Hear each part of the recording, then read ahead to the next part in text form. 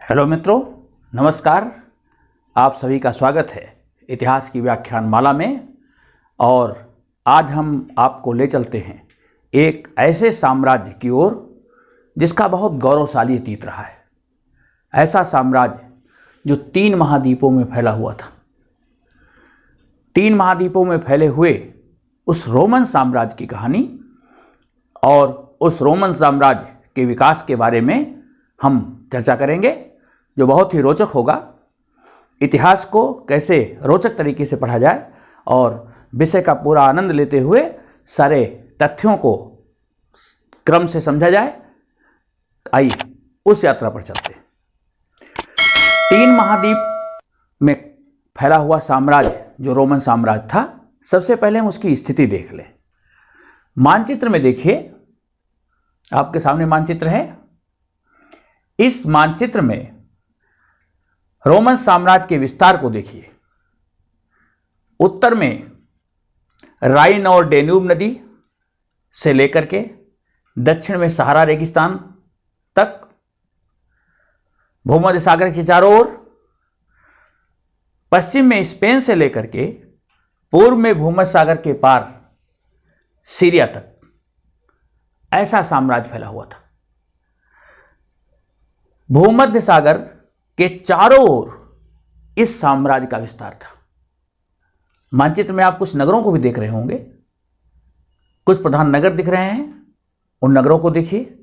रोम, Naples, fume, Cairo, सिकंदरिया, Antioch, ट्रेंजियर्स, गाल क्षेत्र, ये वो विस्तार क्षेत्र है रोम साम्राज्य का जो 3 महाद्वीपों में फैला हुआ था। इस साम्राज्य का उदय कैसे हुआ, इस साम्राज्य के बारे में हम जानते कैसे हैं, इन सब तथ्यों को अब हम देखते हैं। विस्तार आपने देख लिया। रोमन साम्राज्य के विकास की जो कहानी है वो बड़ी अद्भुत है, बहुत रोचक है। रोमन साम्राज्य के बारे में जो जानने के स्रोत हैं, उन स्रोतों में ये प्रमाण मिलता है कि जो इटली के आसपास का क्षेत्र था, लैटियम क्षेत्र, इसको कहते थे लैटियम प्रदेश। इस लैटियम प्रदेश में कबायली आधार पर समाज का संगठन था। कबीले रहते थे और उन कबीलों के बीच युद्ध आदि होते रहते थे। लैटियम क्षेत्र का एक प्रधान कबीला था अल्बा लोंगा। अल्बा लोंगा जो कबीला था, उसके राजा की बेटी का विवाह मार्स के साथ हुआ। मार्स, जिसको उस समय प्रधान देवता के रूप में लोग मानते थे, रोमन साम्राज्य के लोग, मार्स के साथ अल्बा लोंगा के संयोग से 2 पुत्र पैदा हुए। एक का नाम था रोमुलस और दूसरे का नाम था रेमस। कहते हैं कि इन दोनों भाइयों का पालन एक भेड़िया मादा ने किया। उसने इन दोनों बच्चों को दूध पिला करके पाला। बाद में रोमा देवी के आशीर्वाद से, कृपा से, रोमुलस ने रोम शहर की स्थापना की और रोम शहर के आसपास का जो इलाका था उसकी हदबंदी कर दी, सीमा अंकित कर दी। और यह था कि उस सीमा को कोई पार नहीं करेगा। जो रेमस, इसका छोटा भाई था, उसने उस हदबंदी को पार कर दी और इस बात को लेकर के दोनों भाइयों में संघर्ष हुआ, जिसमें रेमस की हत्या कर दी गई। रोमुलस शासक बना और उसने आसपास की जो कबीली जातियां थी उन सब का दमन करके इटली में, जो आज टाइबर नदी के किनारे रोम स्थित है, वहां अपने साम्राज्य की स्थापना की।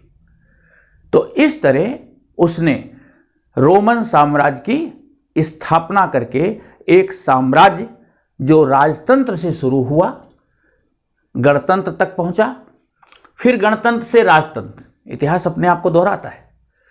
बड़ा अद्भुत संयोग है कि वो साम्राज्य जो राजतंत्र से गणतंत्र की यात्रा पर गया और फिर गणतंत्र से राजतंत्र एक वर्तुल, एक सर्कल पूरा हो गया। तो रोमलस के द्वारा जो रोम साम्राज्य की स्थापना हुई, कैसे वो गणतंत्र तक पहुंचा, क्या क्या यात्रा में विराम आए और गणतंत्र से फिर कैसे वो राजतंत्र तक पहुंचा, इसको देखते हैं। सबसे पहले आपने इसके प्रारंभ का इतिहास समझ लिया। अब हम इसके स्रोतों के बारे में, रोमन साम्राज्य को जानने के स्रोत कौन से हैं।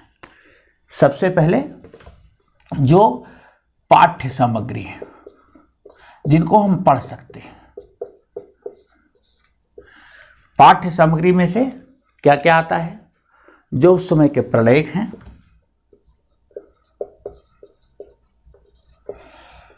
उस समय के ऐसी पुस्तकें, साहित्यिक साक्ष्य,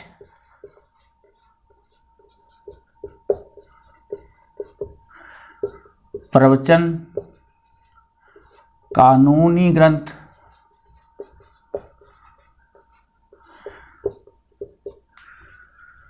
ये सब चीजें जिनको हम पढ़ सकते हैं। दस्तावेज,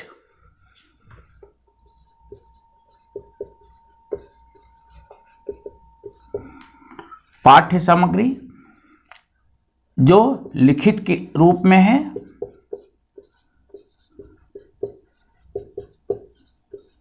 इसमें अभिलेख भी हैं,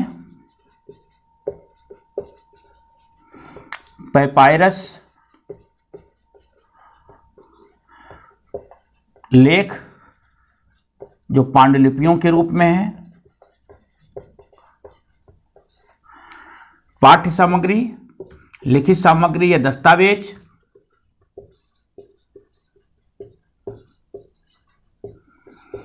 पाठ्य सामग्री में एक चीज और आता है, वर्ष वृतांत।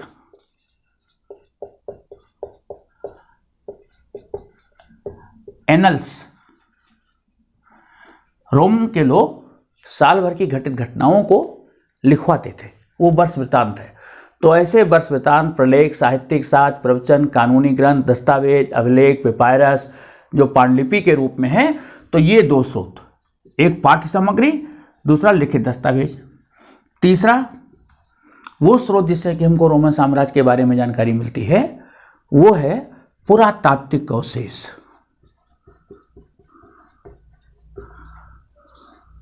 या भौतिक अवशेष।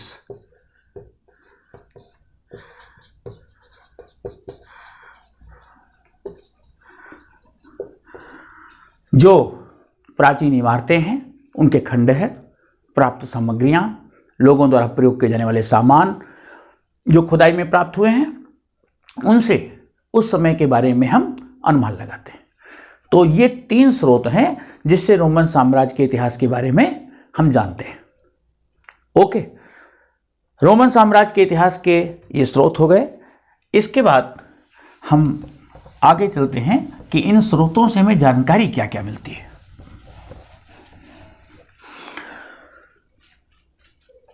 इन स्रोतों से सबसे पहले वहां के शासकों के बारे में, कि शासक कौन कौन से हुए, उनके बारे में, प्रिंसिपेट व्यवस्था क्या थी, पूर्ववर्ती और परवर्ती व्यवस्था क्या थी, इसको हम समझेंगे। लेकिन उससे पहले हमने आपको बताया था कि पेपायरस क्या है। ये प्रश्न पूछा जाता है आपसे कि पेपायरस क्या है। पेपायरस एक पौधा है जो मिस्र में नील नदी के किनारे पैदा होता था। नील नदी के किनारे उगने वाले इस पेड़ के पत्तों पर लिखा जाता था। ये लिखने के काम में आता था, कागज का आविष्कार था नहीं, तो उसके ऊपर लिखा जाता था। या तो शिलाओं पर उत्कीर्ण किया जाता था अभिलेख के रूप में, या उस पेड़ के पत्तों पर लिखा जाता था। तो पेपायरस जिसका उपयोग पांडुलिपि के रूप में होता था, ये पेड़ का पत्ता था। और ऐसे सैकड़ों पेपायरस जो है पांडुलिपि के रूप में मिस्र में, रोम में प्राप्त किए जाते हैं, जो कानूनी दस्तावेज के रूप में लिखे गए हैं, या इस प्रकार व्यापारिक लेन देन से संबंधी उनके ऊपर लेख लिखे हुए हैं। ऐसे लोग जो इन पेपायरस को पढ़ते हैं, उनको पेपायरस शास्त्री ये पेपायरोलॉजिस्ट कहते हैं। पेपायरोलॉजिस्ट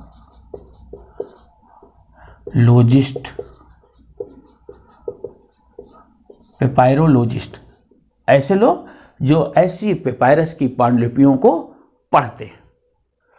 ऐसी पांडुलिपियां किन भाषा में लिखी हैं? रोमन साम्राज्य चूंकि 3 महाद्वीपों में फैला हुआ साम्राज्य था, तो मिस्र में सबसे ज्यादा पेपायरस मिले हैं, तो वहां की जो भाषा है काप्टिक भाषा है। काप्टिक भाषा में लिखे हैं। रोम में प्राप्त होने वाले जो रोम है, स्पेन है, रोम में लैटिन और ग्रीक, स्पेन में केल्टिक, अफ्रीका में प्यूनिक या जो बर्बर, जो सब लोगों की भाषा थी, प्यूनिक भाषा। इन रूप में पेपायरोलॉजिस्ट जो है इन पांडुलिपियों को ढूंढ करके पढ़ते हैं। ज्यादातर जो दस्तावेज की भाषा है वो लैटिन और ग्रीक, या इसको हिंदी में यूनानी। रोम के जो सरकारी दस्तावेज हैं वो लैटिन और ग्रीक में है। मिस्र में लोगों की भाषा काप्टिक थी, स्पेन में केल्टिक थी, अफ्रीका के जो सहारा रेगिस्तानीय क्षेत्र था वहां प्यूनिक भाषा लोग बोलते थे। लैटिन किधर बोली जाती थी? जो स्पेन आज का क्षेत्र था, पश्चिमी यूरोप, वहां लैटिन बोली जाती थी। पूर्वी यूरोप में ग्रीक भाषा बोली जाती थी। तो पांडुलिपियां भी मुख्य रूप से लैटिन और ग्रीक में लिखी गई हैं। ये लोगों द्वारा बोली जाने वाली भाषाएं हैं। ओके, पेपायरस आपने देख लिया। पेपरोलॉजिस्ट किसे कहते थे, वहां के लोगों द्वारा बोली जाने वाली भाषा कौन सी थी, और इन पांडुलिपियों के आधार पर जो इतिहास लिखा गया, कौन कौन से शासक हुए, उन शासकों के बारे में हम पढ़ते हैं।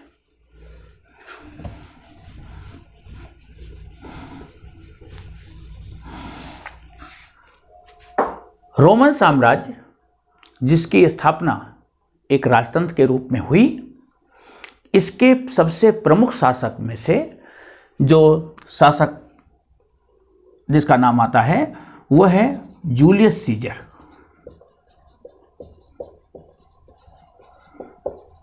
अक्टूबर 49 BCE से लेकर इसका समय है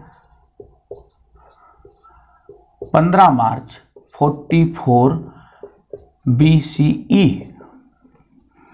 यह है 29 अक्टूबर।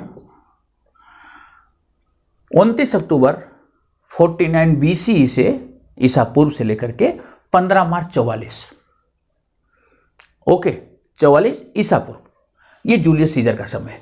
ये एक बहुत विजेता और एक महान शासक था।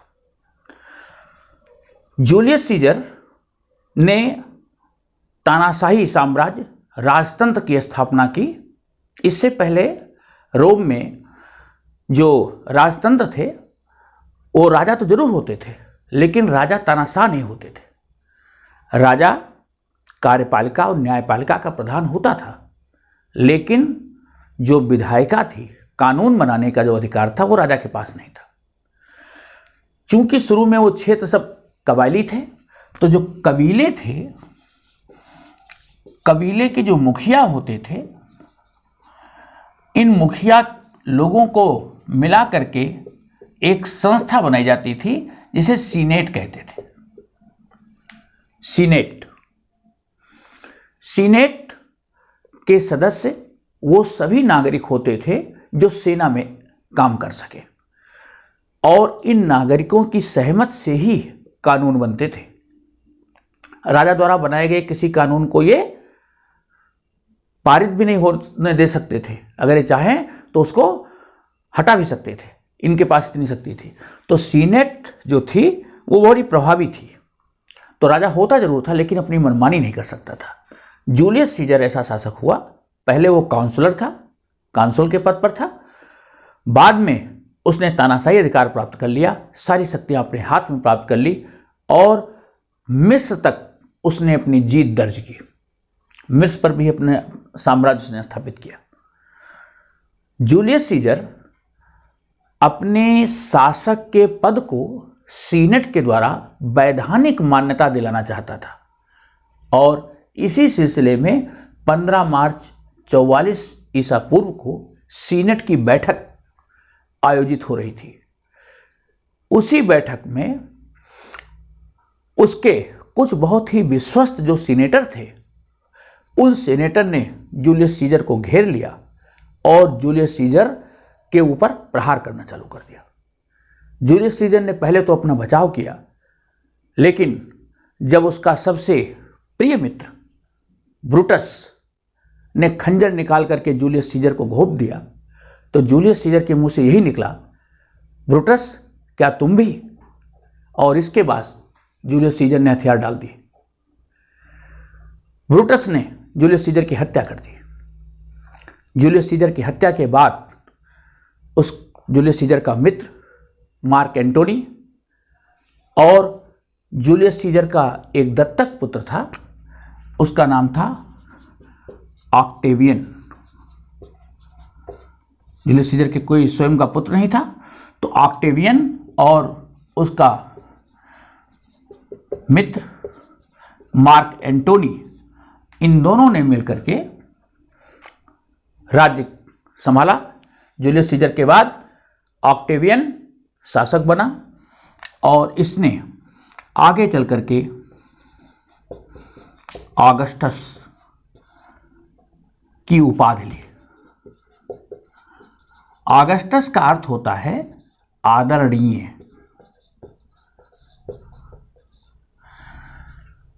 पिता की हत्या हो गई थी। ऑक्टेवियन ने तत्कालीन परिस्थिति में मार्क एंटोनी के साथ समझौता करके राजगद्दी प्राप्त कर ली। स्थिति गृहयुद्ध जैसी थी। धीरे धीरे राज्य में स्थिरता आई। ऑक्टेवियन ने जूलियस सीजर की हत्या के बाद राज्य स्थापित करना चालू किया, लेकिन उसने ऑगस्टस की उपाधि 27 ईसा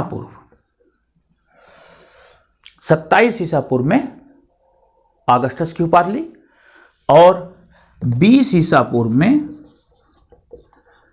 उसने इंपरेटर का मतलब होता है सम्राट, इंपरेटर की उपाधि ले ली। सम्राट का मतलब सारी शक्तियां उसके हाथ में आ गई। तो सही अर्थों में राजतंत्र, लेकिन ये एक छद्म राजतंत्र था। राजा तो बन गया, लेकिन उसने राजा बनने का, तानाशाह बनने का जो है दिखावा नहीं किया। वो चाहता था कि अधिकार तो उसके पास रहे, लेकिन सीनेट उसके विरुद्ध ना हो, क्योंकि वो बहुत विवेकशील था। ऑगस्टस जो था वो बहुत विवेकपूर्ण निर्णय ले रहा था। उसने सोचा कि अगर तानाशाही अधिकार हम ले लेंगे तो सीनेट हमारा विरोध कर सकती है। इसलिए उसने जो गणतंत्र था, जो सीनेट की व्यवस्था थी, गणतंत्र की जो संस्थाएं थी, उन संस्थाओं को बनाए रखा, सीनेट को भंग नहीं किया और उसने राजतंत्र को मजबूत भी करना जारी रखा। उसने प्रिंसेप की उपाधि ली। प्रिंसेप्स का मतलब होता है, लैटिन भाषा का शब्द है जिसका अर्थ है प्रधान नागरिक। उसने अपने आप को प्रधान नागरिक घोषित किया। उसने कहीं तानाशाह या सम्राट नहीं घोषित किया। उसने प्रिंसेप अपने आप को कहा। प्रिंसेप का अर्थ होता है प्रधान नागरिक। मतलब वो एक शासक तो है, लेकिन सीनेट और जो दूसरी गणतांत्रिक संस्थाएं हैं वो प्रशासन को संचालित करेंगी। ओके, इस तरह से उसने राजतंत्र को एक मजबूत आधार दिया और 27 ईसा पूर्व से उसने ऑगस्टस की उपाधि ले ली थी। शासक तो अपने पिता की हत्या के बाद ही बन गया था 44 ईसा पूर्व से। तो आगस्टस का समय 44 BCE से लेकर के 14 BCE तक है। ठीक, 14 BCE तक वो शासक रहा। आगस्टस को भी स्वयं का पुत्र नहीं था। इसने टिबेरियस,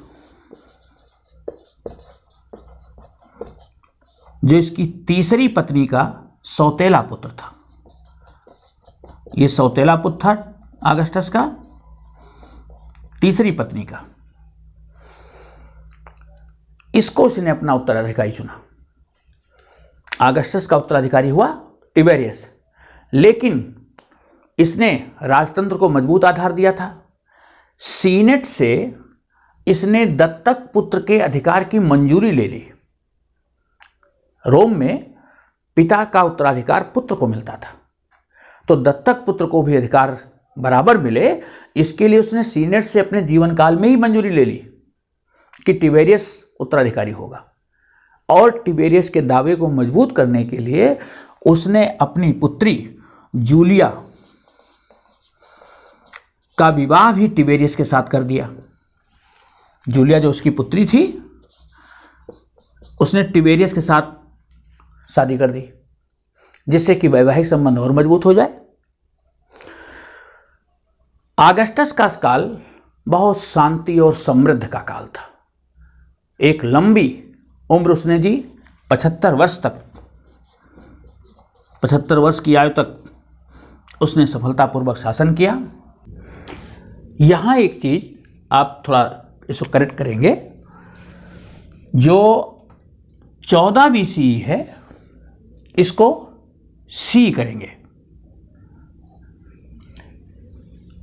14 CE में ऑक्टेवियन जो है ये इसका समय है।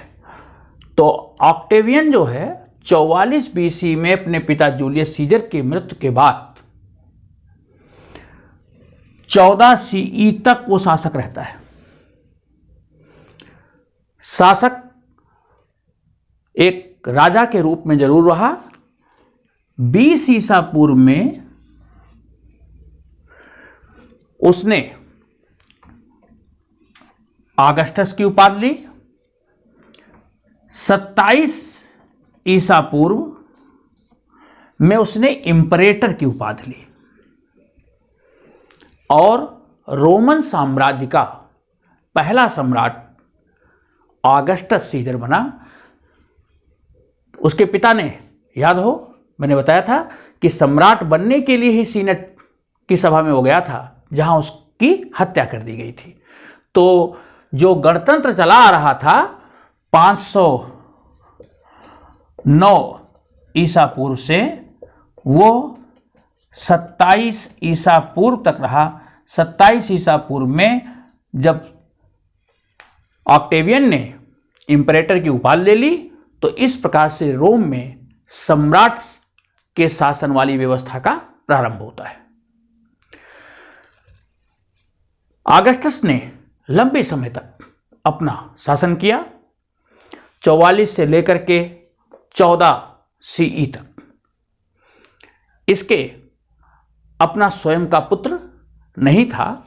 इसने अपना दत्तक पुत्र, ये जो टिबेरियस है, उसका सौतेला पुत्र था, उसकी तीसरी पत्नी का पुत्र था, और उसने अपने इस पुत्र का विवाह जूलिया जो उसकी पुत्री थी उसके साथ करा दिया था। तो सौतेला पुत्र और साथ साथ इसका दामाद भी था। इसने अपने शासनकाल में ही इसको अपना उत्तराधिकारी टिबेरियस को घोषित कर दिया था। ओके, तो इस तरह टिबेरियस उसकी मृत्यु के बाद उसका उत्तराधिकारी बना। टिबेरियस हुआ। टिबेरियस ने भी सफलतापूर्वक शासन किया और ईसवी सन की जो प्रथम सदी है, 37 ईस्वी तक, अर्थात 37 CE तक टिबेरियस ने शासन किया। और टिबेरियस ने शासन व्यवस्था को सुचारू रूप से संचालित किया। इसकी मृत्यु के बाद प्रथम सदी ईस्वी का जो उत्तरार्ध था वो रोमन साम्राज्य में एक संक्रमण का दौर रहा। राजा आए और गए, राज्य में राजनीतिक रूप से अस्थिरता रही। 69 CE ये वो वर्ष था जिस वर्ष में एक वर्ष में 4 शासक बदल गए।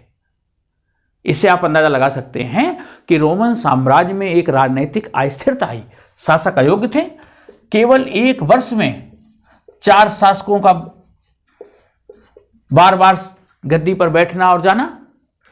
तो रोमन साम्राज्य का जो प्रथम सदी ईस्वी का समय था, उत्तरार्ध का समय, वो अच्छा नहीं रहा। लेकिन उसके बाद एक ऐसा शासक आया जिसने रोम साम्राज्य को फिर से मजबूत आधार दिया। वो था त्राजन। 98 से 117 CE इसका समय है त्राजन का। 98 से लेकर के 117 ईस्वी इसने फिर राजनीतिक स्थिरता प्रदान की और जो साम्राज्य का विस्तार था उस साम्राज्य के विस्तार को भी इसने बढ़ाया। त्राजन के साम्राज्य विस्तार में जो प्रयास किया गया वो था फरात नदी के क्षेत्र पर आक्रमण करना। रोमन साम्राज्य का पड़ोसी साम्राज्य था ससानी वंश, जो ईरान का क्षेत्र है, वहां पर ससानी वंश का शासन था। तो जो फरात नदी वाला इलाका था, जो ससानी वंश के अधिकार का क्षेत्र था, उस पर त्राजन ने आक्रमण किया और उस क्षेत्र को जीत लिया। मतलब पूर्व की तरफ रोमन साम्राज्य का विस्तार त्राजन के समय में हुआ। साम्राज्य को केवल मजबूती ही नहीं दी बल्कि साम्राज्य का विस्तार भी किया। जो इसके आगे आने वाले जो उत्तराधिकारी थे त्राजन के, उन्होंने इस विस्तार की नीति को छोड़ दिया। त्राजन तक तो ये रही विस्तार की नीति, लेकिन आगे आने वाले उत्तराधिकारियों ने, चूंकि साम्राज्य बहुत विस्तृत था, 3 महाद्वीपों में फैला हुआ था, स्पेन से लेकर के सुदूरवर्ती ईरान तक शासन को सुव्यवस्थित कर पाना मुश्किल था, इसलिए उत्तराधिकारियों ने इस सफलता के क्रम को, साम्राज्य विस्तार के क्रम को रोक दिया। यहां तक कि आने वाले शासकों ने उसको सीमित भी कर लिया। तो त्राजन की एक उपलब्धि साम्राज्य विस्तार की थी। आइए रोमन साम्राज्य में और कौन से प्रमुख शासक हुए, उन शासकों की उपलब्धियों, उनके सुधारों पर हम चर्चा कर लेते हैं।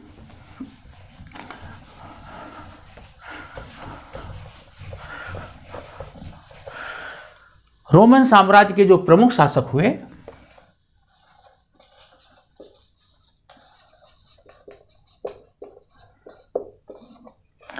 प्रमुख शासकों में से सबसे पहले जो सम्राट की उपाधि जिसने धारण की, ऑगस्टस।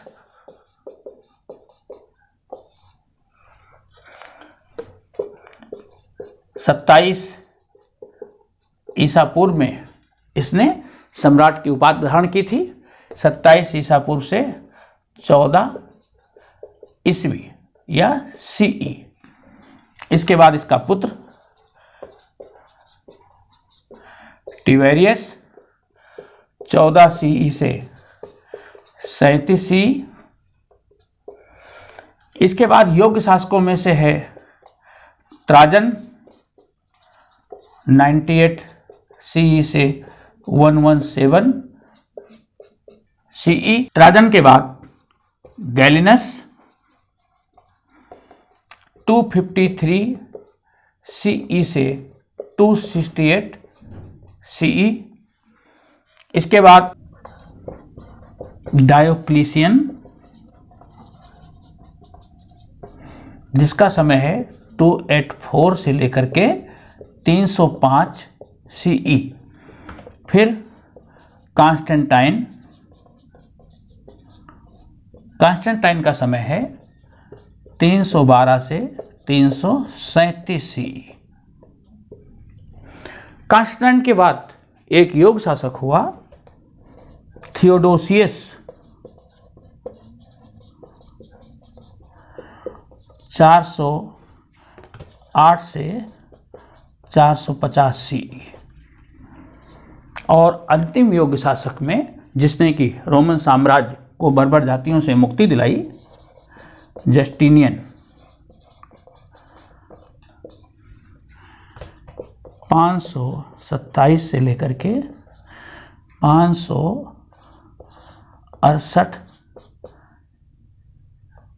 565 सी, 527 से 565 सीई, ये योग्य शासकों का कार्यकाल रहा। इन शासकों ने रोमन साम्राज्य को मजबूती देने में, साम्राज्य को नई ऊंचाइयां देने में, साम्राज्य विस्तार में, ऐसी संस्थाओं की स्थापना में जिससे कि रोमन साम्राज्य समृद्धि के शिखर पर पहुंचा, अपना योगदान दिया। अब आइए सबसे पहले हम पढ़ते हैं कि किन किन शासकों ने क्या मुख्य कार्य किए। ट्राजन के बारे में हमने बात की थी, साम्राज्य विस्तार इसने किया और फरात नदी तक रोमन साम्राज्य की सीमाएं पूर्व में फैला दी। गैलिनस ने क्या सुधार किए? सम्राट गैलिनस जो रोमन शासक था, इसका एक प्रमुख सुधार है सीनेटर्स को सेना के कार्य से मुक्त कर दिया। सीनेटर और सेना के कार्य को अलग कर दिया। पहले जो सीनेटर होते थे, जो सीनेट के सदस्य होते थे, वो सैनिक सेवाएं भी देते थे। अब उनको केवल विधायी कार्य, जो कानून निर्माण था, वो उनका काम रह गया। सेना के कार्य से उनको हटा दिया गया। दूसरा, जो साम्राज्य के इटली के बाहर के क्षेत्र थे, इटली के बाहर के लोगों को उच्च पद दिए गए और इसी तरह सीनेट में बाहरी लोगों को प्रवेश दिया गया। सीनेट में बाहरी लोगों को प्रवेश दिया गया। प्रशासन सहित जो सेना के उच्च पद थे वो इटली के बाहर के लोगों को दिया गया। पहले सीनेट के सदस्यों की संख्या जो 1000 ही होती थी और केवल इटली के लोगों के लिए ही पद सुरक्षित होते थे। सीनेट के पद केवल धन और प्रतिष्ठा के आधार पर दिए गए होते थे। वो पद बाहरी लोगों के लिए भी खोल दिए गए। समाज के ऐसे उच्च वर्ग के लोग जो बाहरी क्षेत्र के थे, उनको भी प्रवेश का मौका मिला। इससे सीनेट के सदस्यों का जो एक प्रभुत्व था वो कम हो गया। सेना अपने कार्यों के लिए स्वतंत्र हो गई। ये गैलिनस ने सुधार किया। डायोक्लेशियन के क्या सुधार थे? ये महत्वपूर्ण है। ये आपसे प्रश्न पूछा जाएगा कि डायोक्लेशियन के सुधार क्या थे।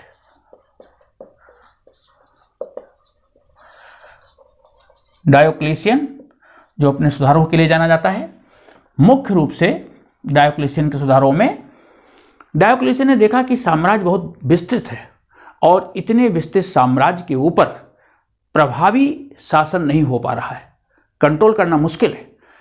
अच्छे तरह से नियंत्रण करने के लिए उसने जो सुदूरवर्ती क्षेत्र थे, सुदूरवर्ती क्षेत्रों को जहां आसानी से नहीं पहुंचा जा सकता था, उसने उनको छोड़ दिया। साम्राज्य को सीमित कर दिया। साम्राज्य की सीमाएं सीमित कर दी। नंबर 2, सीमाओं पर किलेबंदी कर दी। सीमाओं पर किलेबंदी कर दी गई। ऐसे क्षेत्र जहां नहीं पहुंच सकते थे उनको छोड़ दिया गया। जितना क्षेत्र था उसको मजबूती से व्यवस्थित करने के लिए, सुरक्षित करने के लिए सीमाओं पर इसके समय में किलेबंदी कर दी गई। इसका समय आप देखिए 284 है। 297 सी में इसने साम्राज्य का पुनर्गठन किया। नए राज्य बनाए गए और ऐसे 100 राज्यों का गठन हुआ। 100 राज्य बनाए गए। प्रत्येक राज्य में राज्यपाल या गवर्नर रखा गया जो शासन को सुव्यवस्थित करता था। उच्च वर्ग के द्वारा राजस्व की वसूली होती थी। मतलब प्रशासनिक नियंत्रण स्थापित करने के लिए पूरे साम्राज्य को 100 प्रांतों में बांट दिया गया। नेक्स्ट, जो सेनापति थे ड्यूस इनको स्वतंत्रता दी गई। ड्यूसेस को स्वतंत्रता दी गई जिससे कि वो प्रभावी रूप से शासन को चला सके। तो ये डायोक्लेशियन के मुख्य सुधार थे। इन 4 पॉइंट को विशेष रूप से याद रखने की जरूरत है। ये सुधार पूछे जाते हैं। सुदूरवर्ती क्षेत्रों को सीमित कर लेना, सीमाओं पर किलेबंदी कर देना, राज्यों का पुनर्गठन करना, सेनापतियों को अधिक स्वायत्तता देना।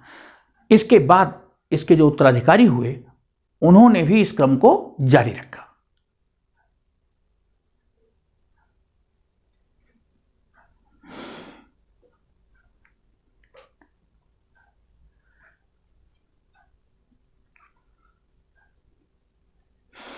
अब हम पढ़ते हैं कॉन्स्टेंटाइन के क्या सुधार थे। ये एक योग्य शासक था कॉन्स्टेंटाइन ने क्या सुधार किए। रोमन सम्राट कॉन्स्टेंटाइन, जिसका समय चौथी शताब्दी है, 312 से लेकर के 337 ईस्वी तक इसने शासन किया। कॉन्स्टेंटाइन के सुधार।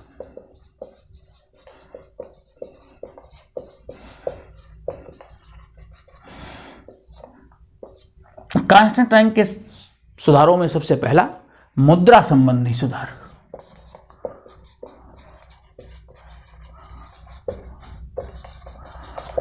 रोम में पहले चांदी के सिक्के चलते थे जिनको दिनारियस कहा जाता था।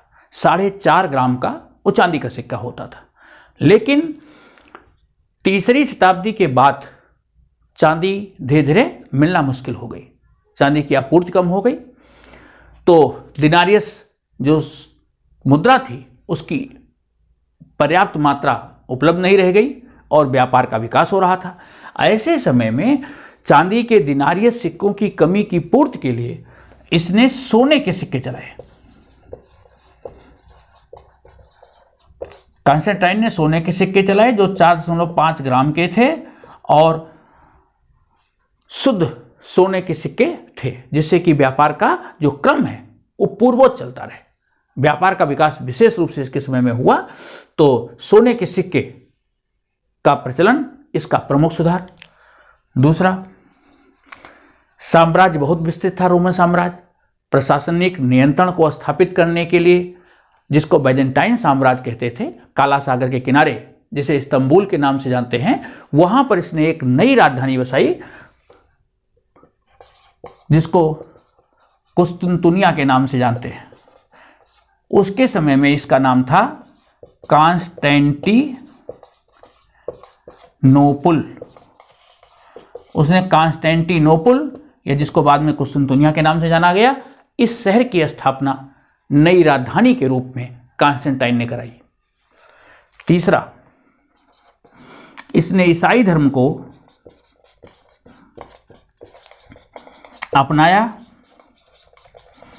इसे राजधर्म बनाने का प्रयास किया। तो ईसाई धर्म को अपनाना, राजधानी का निर्माण, नई राजधानी का निर्माण करना जिससे कि पूर्व के क्षेत्रों पर नियंत्रण स्थापित हो सके। कुस्तुनतुनिया नई राजधानी बनाई गई। सिक्के संबंधी सुधार, व्यापारिक विकास। व्यापारिक कार्य इसको बढ़ावा दिया। इसके समय में रोमन साम्राज्य का व्यापार जो अंतर्वर्ती राज्य के अंदर था, देशों के साथ भी व्यापार बढ़ा। उस समय तेल की मिलें, शीशे के सामान बनाने के कारखाने, शीशे की मिलें, पेंच की प्रेसें और जल शक्ति से चलने वाले कारखानों की स्थापना इसके समय में हुई। तो ये कॉन्स्टेंटाइन के मुख्य सुधार थे। कॉन्स्टेंटाइन के बाद थियोडोसियस और जस्टिनियन ने रोमन साम्राज्य को संभाले रखा। जस्टिनियन के समय जो बर्बर जातियों के आक्रमण हुए, लोम्बार्डों के, विसिगाथों के, बैंडल्स के, इन आक्रमणों से साम्राज्य को सुरक्षित करना, उनके द्वारा जीते गए क्षेत्रों को फिर से वापस लेना, जो रोमनोत्तर साम्राज्य है उसको फिर से छीन करके रोम को मजबूत आधार देना, ये जस्टिनियन का काम था। तो ये शासकों के प्रमुख कार्य हैं। अब रोम का प्रशासन कैसे चलता था उसके बारे में हम थोड़ा देख लें।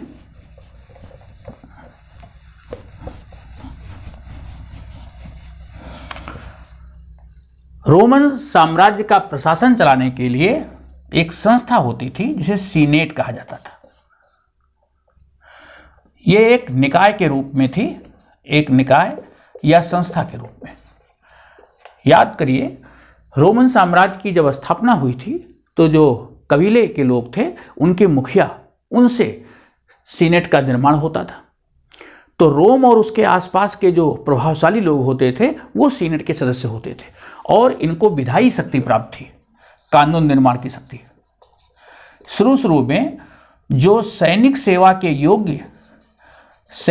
के योग्य पुरुष होते थे उनको सीनेट में रखा जाता था। बाद में धीरे धीरे जो सीनेटर के पद थे, समाज के उच्च वर्ग के जो पद प्रतिष्ठा वाले लोग थे, केवल उन्हीं के लिए सुरक्षित रह गए। तो सीनेट के सदस्यों की संख्या जो लगभग 1000 थी और इसके लिए मानक था कि वो उच्च वर्ग के हों। सीनेट के सदस्य की जो कार्यकाल की सीमा थी वो उम्र भर होती थी। सीनेट सदस्य उम्र भर सदस्य रहता था। शुरू में केवल रोम और इटली के लोगों को ही इसमें प्रवेश दिया गया था। बाद में सीनेट के सदस्यों की संख्या में बढ़ोतरी भी की गई और बाहरी लोगों को भी प्रवेश दिया गया। खास करके जब कॉन्स्टेंटाइन ने नई राजधानी बनाई कुस्तुंतनिया, तो एक नई सीनेट का गठन हुआ जिसमें इटली के बाहर के लोग, जो पूर्वी क्षेत्र के लोग थे, उनको भी सीनेट में मौका मिला। तो सीनेट को इतनी शक्ति प्राप्त थी कि बिना सीनेट की सहमति के राजा कानून नहीं बना सकता था।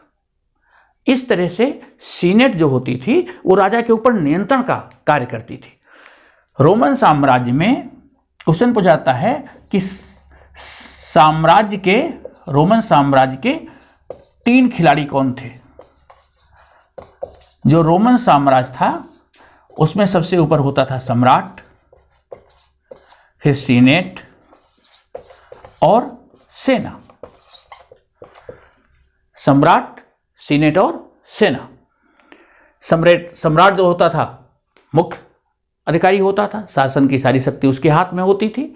वो निरंकुश तो जरूर नहीं होता था। अगस्टस ने प्रिंसेप का एक अवधारणा प्रस्तुत की थी प्रमुख नागरिक के रूप में, तो निरंकुश तो नहीं होता था, लेकिन शक्तियां उसके हाथ में होती थी। सीनेट के पास विधायी शक्तियां थी, सेना के पास शक्ति थी। कई बार सीनेट और सेना के बीच भी आपस में टकराव की स्थिति आती थी। सीनेट सेना पर जब नियंत्रण करने का प्रयास करती थी या उनके वेतन आदि में, भत्तों में कहीं कटौती का प्रयास करती थी, तो ऐसी स्थिति में जो सेना के लोग थे वो विद्रोहवाद भी कर देते थे। सम्राट और सेना के बीच भी संबंध अगर मधुर हैं तब उस सम्राट को लोग अच्छा मानते थे, सेना भी उसको अच्छा मानती थी। तो ये तीनों आपसी सहयोग के बल से, सम्राट, सीनेट और सेना, इन तीनों के आपसी कोऑर्डिनेशन से जो रोमन साम्राज्य था इतना मजबूती से और इतने लंबे समय तक ये काम कर पाया। इन तीनों का एक आपस में बहुत ही अद्भुत समन्वय था और इस वजह से रोमन साम्राज्य बढ़ा। तो ये साम्राज्य के 3 खिलाड़ी थे। सीनेट एक स्वतंत्र संस्था के रूप में और राजा के ऊपर नियंत्रण लगाने वाली संस्था के रूप में थी। इसके अतिरिक्त जो राज्य थे, राज्यों का शासन वहां गवर्नर होते थे, वो करते थे। जो नगर थे, नगरों के शासन के लिए सिटी काउंसिल होती थी। नगरों के शासन के लिए सिटी काउंसिल होती थी जहां मजिस्ट्रेट होता था, वो कानून और व्यवस्था की स्थापना करता था और इस प्रकार नगर और पूरे रोम का साम्राज्य का शासन चलाया जाता था। आपको वीडियो कैसा लगा? अपनी प्रतिक्रिया भी देंगे, अपने मित्रों को भी शेयर करेंगे और सब्सक्राइब करना ना भूलें। अगले वीडियो में हम रोमन साम्राज्य की सामाजिक, आर्थिक और धार्मिक स्थिति के विषय में चर्चा करेंगे। धन्यवाद।